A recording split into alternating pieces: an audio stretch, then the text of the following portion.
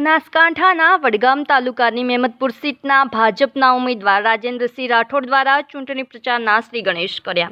વડગામ તાલુકામાં સ્થાનિક સ્વરાજ્યની જિલ્લા પંચાયત અને તાલુકા પંચાયતની ચૂંટણી યોજાઈ રહી છે।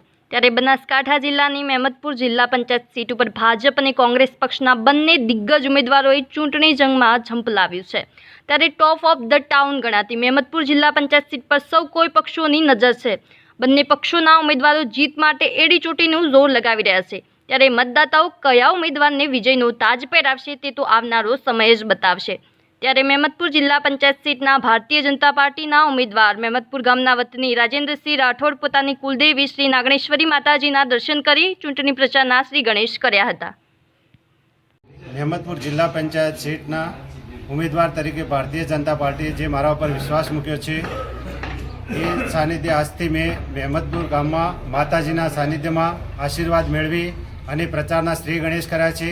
દરેક સમાજને સાથે રાખી અને મારા ઉપર જે વિશ્વાસ દરેક સમાજ રાખશે અને હું એમનો જે મારાથી કામ થશે એ પણ હું કરીશ અને દરેક મને વોટ આપી મને ભવ્ય વિજય બનાવે એવી હું માતાજીને પ્રાર્થના કરું છું। દરેક સમાજને હું હાથ જોડીને વિનંતી કરું છું કે મને વોટ આપી અને વિજય બનાવે એવી પ્રાર્થના કરું છું।